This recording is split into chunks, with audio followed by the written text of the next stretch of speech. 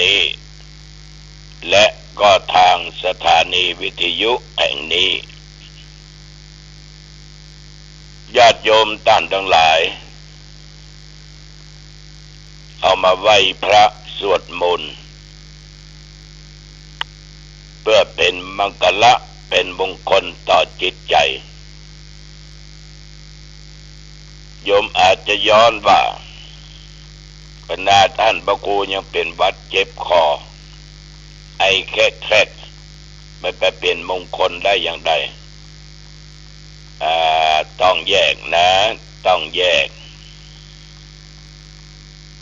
แต่มาเองก็คิดว่าถ้าบ่มีคุณพระคุณธรรมก็คงจะเจ็บจะเป็นมากกว่านี้นี่เราตั้งใจทำในสิ่งที่ดีสิ่งที่เป็นมงคลก็ยังทำจิตใจของเรานั้นคือดีมีชีวิตชีวาเข้มแข็งอดทนเดี๋ยวจะต้องทำในสิ่งที่ดีๆต่อไปยังหัวเราะได้อยู่นะเอาไม่ต้องเสียเวลาละไหว้พระสวดมนต์พร้อมกันอะระหังสัมมาสัมพุทโธภควา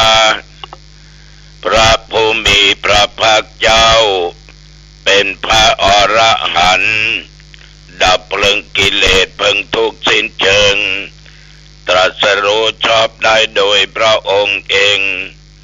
พุทธังภควันตังอภิวาเทมิข้าพเจ้าอภิวาทพระผู้มีพระภาคเจ้าผู้รู้ผู้ตื่นผู้เบิกบานกราบพระพุทธสวากขาโตภควตาธัมโมพระธรรมเป็นธรรมที่พระผู้มีพระภาคเจ้าตรัสไว้ดีแล้วธัมมังนัมสสามิข้าพเจ้านมัสการพระธรรมกราบพระธรรมสุปฏิปันโนภควโตสาวกสังโฆพระสงฆ์สาวกของพระผู้มีพระภาคเจ้าปฏิบัติดีแล้วสังฆังนัมมามิข้าพเจ้านอบน้อมพระสงฆ์กราบพระสงฆ์นะโม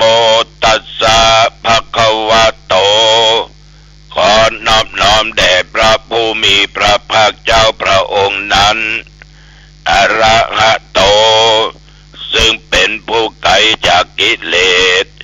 สัมมาสัมพุทธัสสะตรัสรู้ชอบได้โดยพระองค์เองนะโม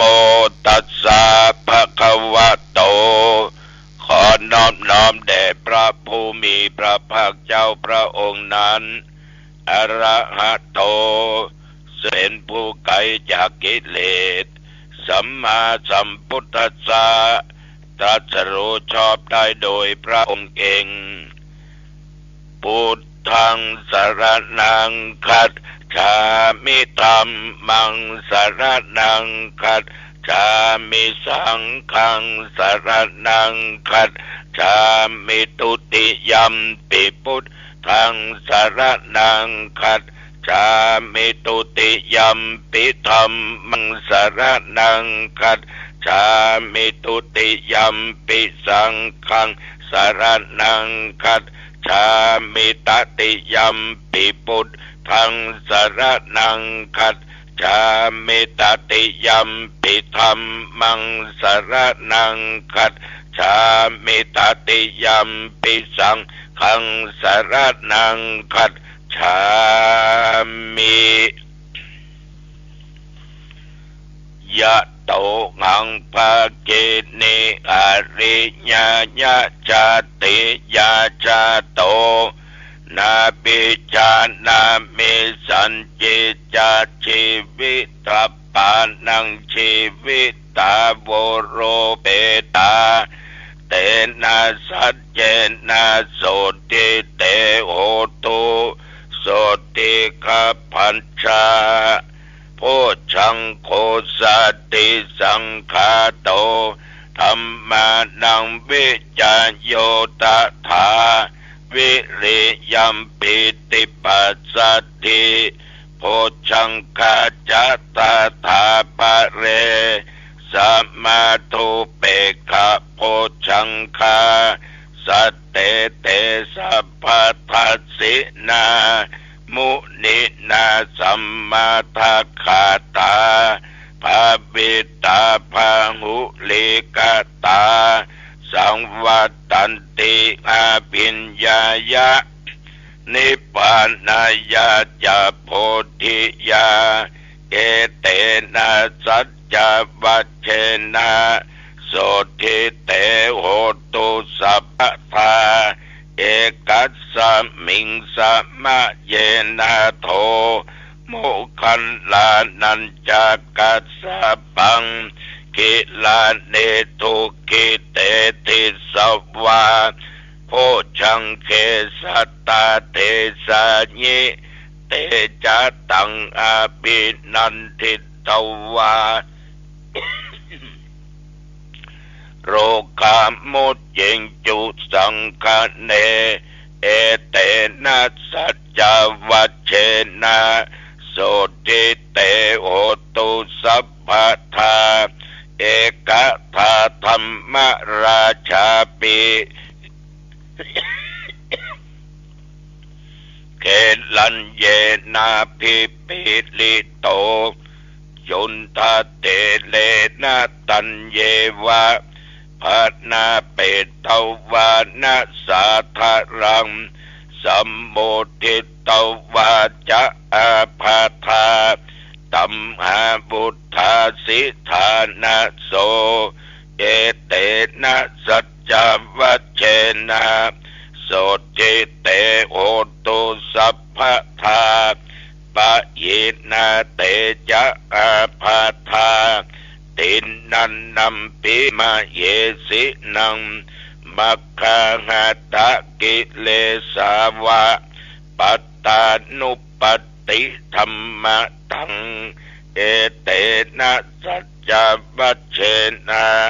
โสติเตโหตุสัพพทาภวตุสัพพมังคะลังรักขันตุสัพพเทวตาสัพพพุทธานุภาเวนะสัทธาโสทิภวันตุเตภวตุสัพพมังคะลังรักขันตุสัพพเทวตาสัพพธรรมานุภาเวนะสัทธาโสทิภวันตุเตภวตุสัพพมังคะลังรักขันตุสัพพเทวตาสัพพสังฆานุภาเวนะสัทธาโสทิภวันตุเตขอพุทธานุภาพธรรมานุภาพสังฆานุภาพบทสวดที่อาตมาบัพได้สวดมานี้ขอตั้งจิตอธิษฐานปลายเป็นพระพรชัยมงคลแด่สมเด็จพระเจ้าลูกเธอเจ้าฟ้าพัชรกิติยาภาหรือพระองค์พาขอตั้งจิตอธิษฐานในพระองค์จงหายจากอาการพระประชวรคือการเจ็บไข้ได้ป่วยขอหายเป็นปกติขอมีสุขภาพกายใจปกติมีพระชนมายุยิ่งยืนนาน120 พระพรรษายิ่งขึ้นไปขอถวายพระพรกรมอุตุได้ประกาศบอกว่านับตั้งแต่เมื่อตะวันวา มาจนถึงปัจจุบันบัดเดี๋ยวนี้แถวบริเวณวัดหนองตองและใกล้เคียงมีก้อนเมฆบดายแต่บ่มีรายงานว่าฝนตกแล้วก็อากาศก็หนาวร้อนก็จึงทำให้คนเฮาบ่ค่อยสบายกันอุณหภูมิปัจจุบันนี้19 องศาพ่อแม่พี่น้องญาติโยมท่านผู้ฟังแต่ว่าเมื่อเจ้าอาตมาได้รับนิมนต์ไปเทศน์ที่วัดแม่แวนอำเภอป้าวจังหวัดเชียงใหม่ท่านพระครูรองเจ้าคณะอำเภอป้าวท่านจัดตั้งธรรมหลวงจัดเป็นประจำทุกปีระยะนี้แต่เว้นเมื่อโควิดไปหลายปีทุกปีก็จะนิมนต์อาตมาภาพไปเทศน์ธรรมเหนือมหาชาติบางปีนั้นก็ยังกราบได้พ่องแต่ว่านี้โทรคืนเบิ่นละ คืนตั้งแต่วันซืนเพราะเสียงมันถึงบ่ออกอูจาก็ตึงบ่ชัดได้ตึงไอได้ตึงเจ็บคอไอขลุงก็ลง พอดีญาติโยมตื่นตั้งแต่ตี 2ปลายก็ออกจากวัดถนนมันเป่งลึงเนาะเป่งด้วยแสงไฟรถลาบ่ค่อยมีจุดตั้งแต่บ่ใช่จะหีบยังค่อยๆไปจะนั่นน่ะออกจากวัดไป2:30 กว่านาทีไปถึงวัดแม่แวน4:19 นาทีบรรยากาศข้างทางนั้นญาติโยมบางแห่งก็ต้องอยู่ในป่าไม้ เพราะไปเปล่านี่บางที่มันบ่มีบ้านคนแต่บางที่ก็มีบ้านคนมีไฟฟ้าวิ่งขึ้นไปนั้นได้ส่วนต่างรถยนต์2 คันตั้งแต่แม่โจ้ขึ้นไปนะรถวิ่งมาส่วนต่าง2 คันจนไปถึงวัดแม่แบน4:19ก็นั่งอยู่ในรถฟังพระนานสะอาดโอกาสเว้นตาลถวายเข้ามาทุปายาตคือตั้งธรรมหลวงเนี่ยมันจะมีการกวนเข้ามาทุปายาตกันถ้าหนองตองตั้งก็ทำอย่างนั้นนะจนจบเกือบจะตี 5อาตมาภาพก็ขึ้นไปบนอาคารชั้น 2สถานที่เทศน์ท่านพระครูเจ้าวาดก็ออกมารับทุกเจ้าก็มารับระวางอยู่ที่ข้างล่างนั้นหันญาติโยมบนเดินตามออกจากบ้านมา4 โมงบ่ายนั่งรถเครื่องนั่งรถยนต์มาส่งกันแต่มาก็มานึกเนาะโอ้นี่แหละศรัทธานี่แหละศรัทธา มีความเชื่อมั่นมีความเชื่อถือ อยากจะได้บุญอยากจะบำเพ็ญบารมีธรรมอยากจะฟังธรรมเนื้อมหาชาติอยากจะทำสิ่งดีๆหนาวแต่ก็อุตส่าห์มาบนอาคารสถานที่เทศน์บนก็จัดมีผลหมากหลากไม้สปะแล้วก็จัดคงสืบชะตาญาติโยมไปสืบชะตาแต่ละปีละปีกันตัสพรนี้คนเกิดปีหนูมีเข้ามาทุปายาต ใส่ในถุงไว้แจกจ่ายแก่ญาติกโยมที่สืบชะตาตั้งแต่ปีแรกตะวันนี้ญาติโยมครั้งแรกว่าจะนั่งบรรยายบดายเสียงมังปอออกเพื่อจะออกกระดบยาขนาดแล้วเนาะ พอดีอูไปอูมาเลยเตะเดียวก็ใจมันสู้ญาติโยมใจมันฮักใจมันสู้ไม่ยอมแพ้ไม่ยอมท้อแท้ต่อสิ่งเหล่านี้ไอ้จังบันเลยตั้งอกตั้งใจเตะขึ้นหาครูบาอาจารย์สังฆมหาเถระที่เป็นนักเทศที่เคยสั่งเคยสอนมีครั้งหนึ่งจะมารับนิมนต์ประเทศธรรมมหาราชที่วัดปลานอำเภอสันทรายอุบาล่านั้นท่านเป็นนักเทศมหาชาติกันมาทีกุมารบันเสียงนั้นโยมทั้งหลายบอกออกเลยก็ตื่นมาออกก็ไปกราบหลวงปู่ครูบาบอกว่าต้องสู้จะไปการตัวเป็นนักเผยแผ่จะไปยอมการขึ้นไปจะเทศได้สักกี่คำจังมันชาวบ้านปู่จานกรรมการนิมนต์ครับท่านญาติโยมถ้ามาก็ต้องสู้ใส่น้ำฮ้อนเอาวิกตาต่ำกลางต่ำหน้าอกขึ้นไปนั่งบนธรรมาสน์บูชาอาราธนาธรรมจบอาตมาก็สวมวิญญาณนักสู้นะเสียงมันดึมออกเอามาจนออกเทศมาใส่กาบใส่ยังโพดอยู่เฮ้ยโพดอยู่ได้เกือบชั่วโมงหลวงปู่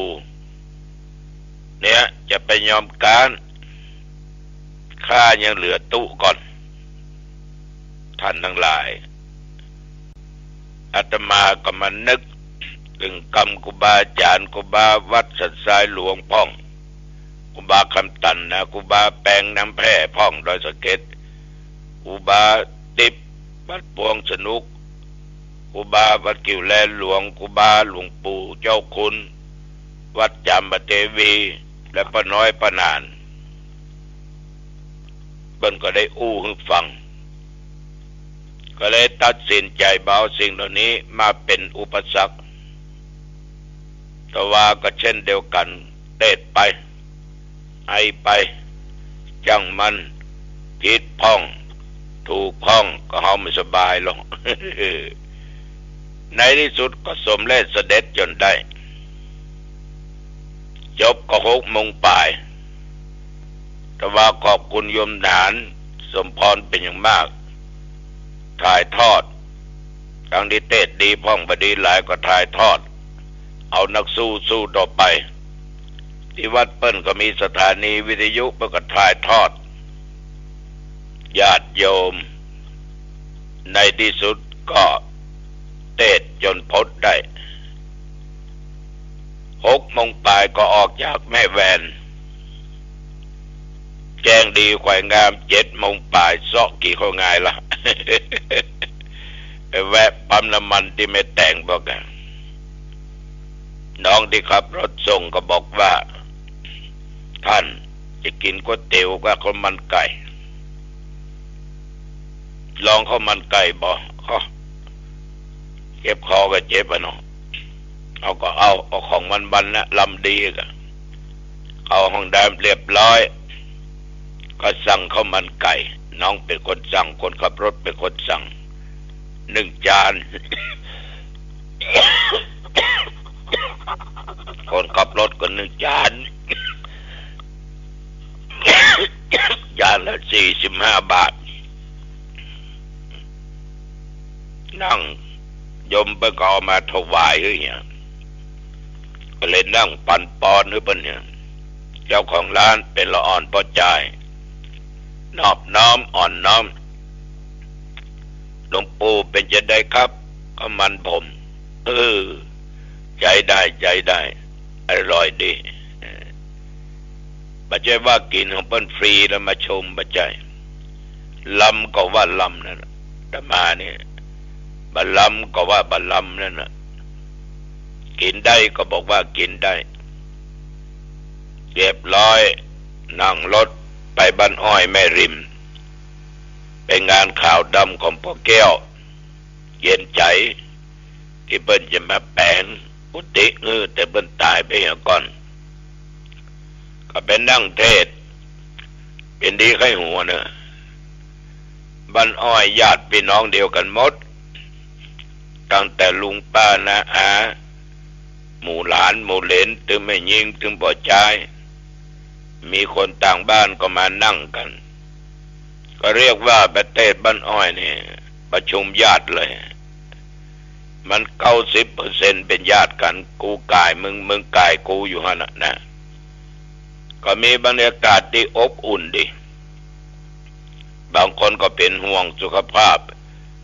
ตัวลุงบ่สบายกันแต่เจ้าฟังไงล่ะเป็นหวัดเป็นไอห้ามมาใกล้เลยกัน ญาติโยมมันนึกถึงพระพุทธเจ้าท่านได้รับจาก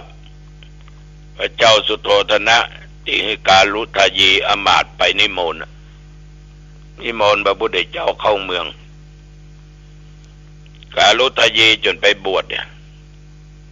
ในที่สุดญาติโยมพระองค์ก็เสด็จมาพร้อมด้วยพระสงฆ์ทั้งหลาย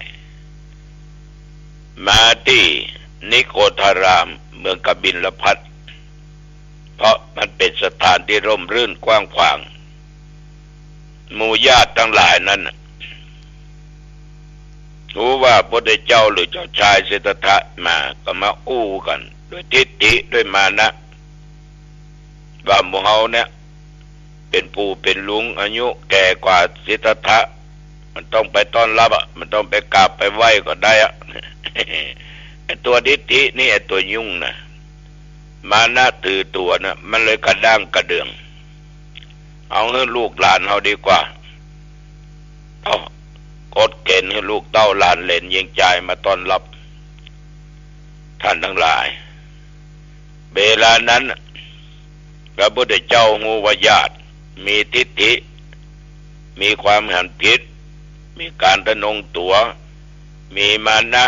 กระด้างกระเดืองคนเฮาบางคนมันอย่างอ่านแต่โล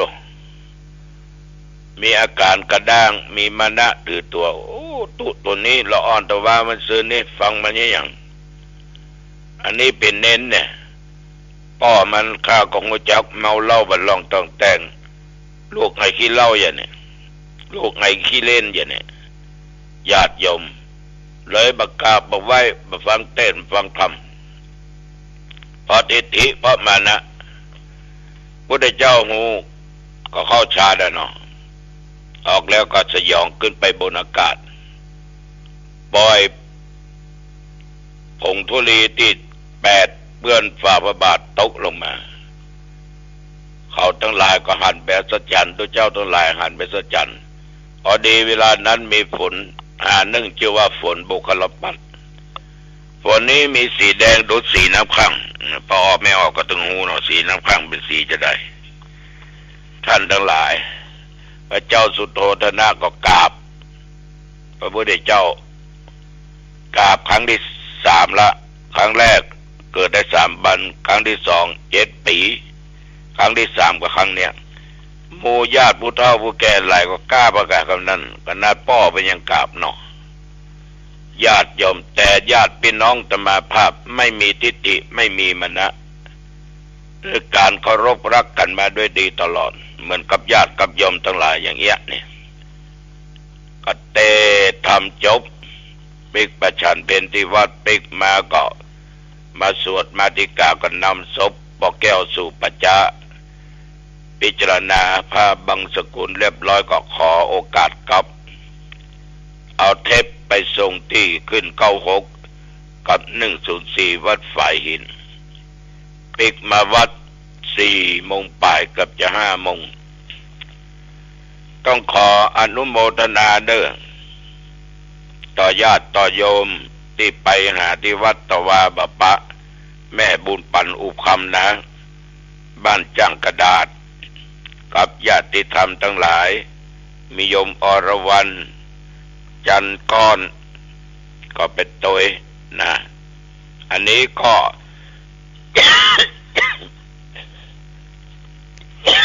ตานเข้าปะ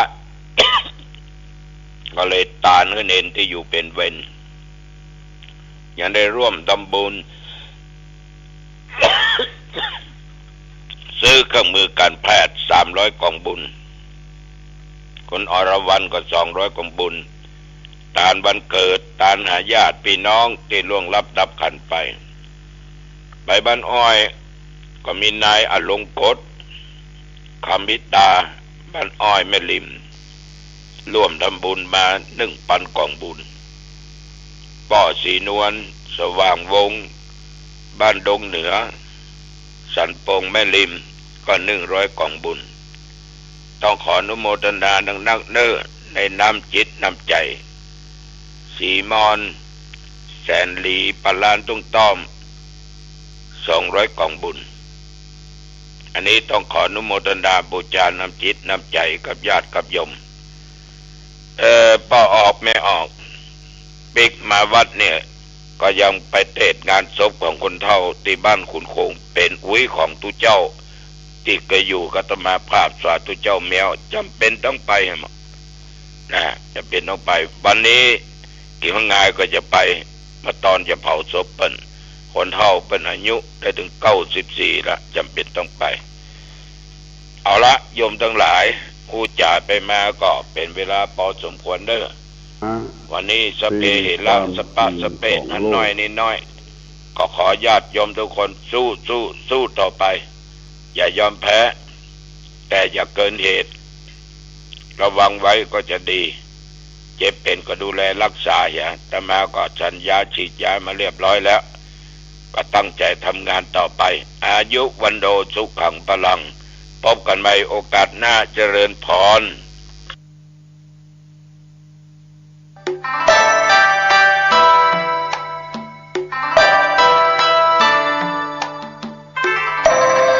ข่าวสารเพื่อการประชาสัมพันธ์ขอเชิญร่วมทำบุญสร้างพุทธมณฑลจังหวัดเชียงใหม่โดยพระเดชพระคุณพระเทพมังคลาจารย์เจ้าคณะจังหวัดเชียงใหม่ได้ดำเนินงานที่จะได้สร้างพุทธมณฑลจังหวัดเชียงใหม่บนพื้นที่190 ไร่อยู่ในพื้นที่อำเภอดอยรอจังหวัดเชียงใหม่ในขณะนี้ก็เริ่มดำเนินการโดยจังหวัดเชียงใหม่ก็ถือว่ามีพี่น้องชาวพุทธมากกว่า 99% เป็นศูนย์กลางกิจกรรมทางพระพุทธศาสนาพุทธมณฑลจังหวัดเชียงใหม่ก็จะได้ดำเนินการก่อสร้างปัจจุบันพระเดชพระคุณพระเทพมังคลาจารย์เจ้าคณะจังหวัดเชียงใหม่มีความประสงค์ให้คณะสงฆ์และส่วนราชการพี่น้องประชาชนชาวจังหวัดเชียงใหม่ทุกหน่วยงานทุกองค์กรได้ร่วมกันจัดสร้างพุทธมณฑลจังหวัดเชียงใหม่ท่านที่จะร่วมบุญติดต่อสอบถามร่วมบุญได้ที่พระเดชพระคุณพระเทพมังคลาจารย์เจ้าคณะจังหวัดเชียงใหม่สำนักงานวัดเชตวันตำบลช้างม้อยอำเภอเมืองจังหวัดเชียงใหม่0818829199ติดต่อโดยตรง0818829199พุทธมณฑลจังหวัดเชียงใหม่ก็จะได้เกิดขึ้นเป็นรูปธรรมร่วมสร้างโดยทั่วหน้ากัน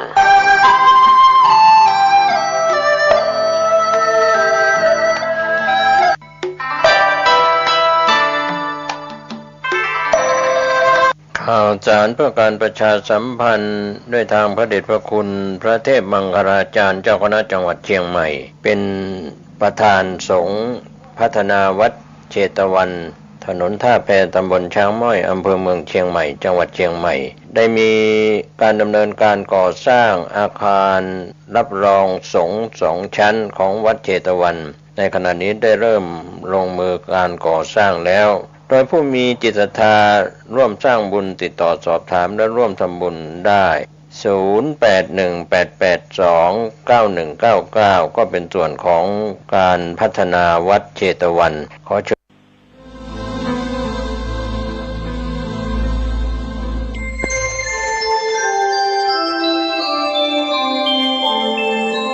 ขณะนี้ท่านกำลังฟังสถานีวิทยุกระจายเสียง FM 104.5 เมกะเฮิรตซ์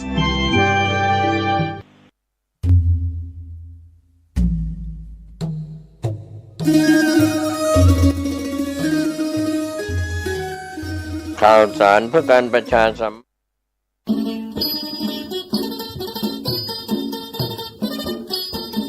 ซีดีธรรมบรรยายชุดถ้ารู้ขั้นนี้ได้